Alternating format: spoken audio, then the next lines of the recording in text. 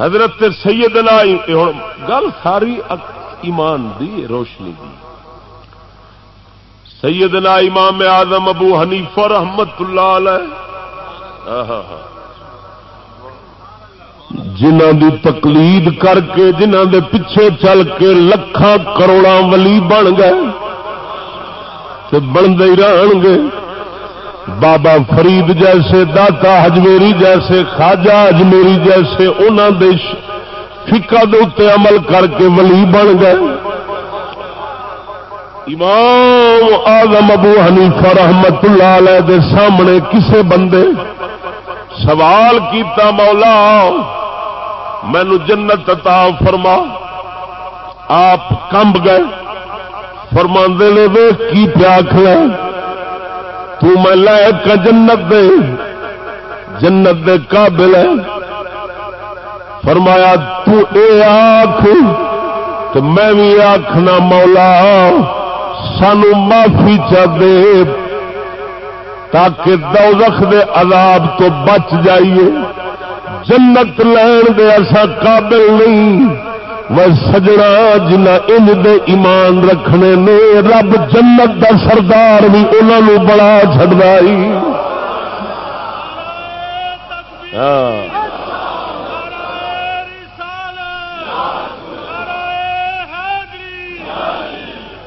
توجہ نال بول سبحان اللہ.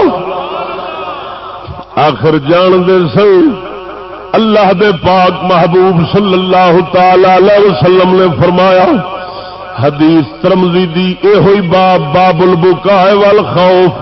آقا نامدار نے فرمایا ابو ہریرہ روایت کردے نے من خاف ادلجا ومن ادلجا بالغ المنزل الا ان سلعۃ اللہ غالیہ الا ان سلعۃ اللہ الجنہ.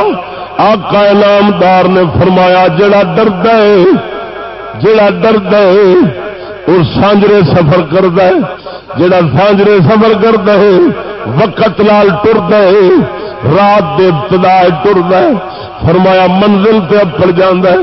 اگے آقا نامدار نے فرمایا الا ان صلاۃ اللہ غالیہ.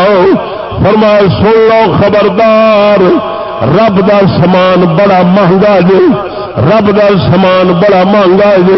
پھر رب سونے دا سامان حضور نے دسیا کیے الا ان صلاۃ اللہ الجنہ.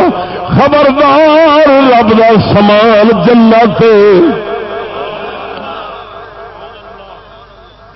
کی مطلب جنت رب دی بڑی مہنگی ہے بڑی مت روپیہ تے منڈی بیٹھے ہو